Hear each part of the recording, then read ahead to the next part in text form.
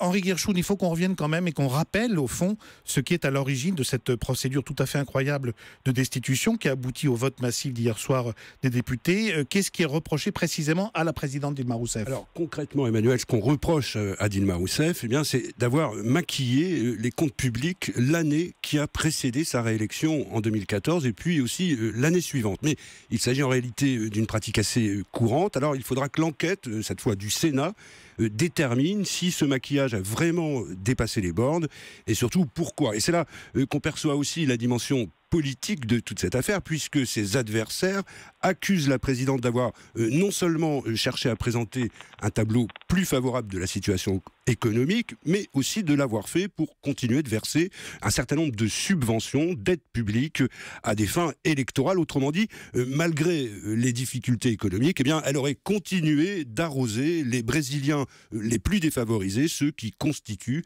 le socle électoral de son parti, le Parti des Travailleurs. Et puis, l'autre grande question, celle-là, elle est d'ordre juridique, c'est de savoir si cette faute constitue un crime de responsabilité, ce qui serait, selon la constitution brésilienne, un motif valable de destitution à la fin du processus. Alors, cela dit, il faut quand même rappeler, Emmanuel, deux éléments importants. Le premier, c'est que contrairement à bien d'autres politiciens brésiliens, Dilma Rousseff, pour l'instant, n'est pas accusée d'enrichissement personnel ou de corruption, et que jusqu'ici, elle n'a même pas été impliquée, d'ailleurs, dans l'énorme scandale Petrobras, même si elle a été dans le passé ministre de l'énergie et à ce titre présidente du conseil d'administration de la société. En fait, Henri, quand on dit maquillage des comptes publics, c'est c'est des jeux d'écriture et souvent des reports de déficit d'une année sur l'autre pour lui faciliter sa réélection l'an dernier. Effectivement, c'est une faute comptable, mais sans doute aussi une faute politique. Alors, je voulais quand même dire qu'il y a un deuxième élément, c'est que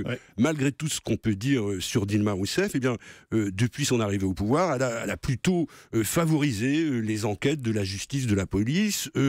Elle a d'ailleurs, quand elle est arrivée au pouvoir, elle s'était séparée de 7 ministres qui étaient, eux, accusés de corruption. Alors, toute cette affaire est semble-t-il, quand même assez paradoxale et peut-être même injuste.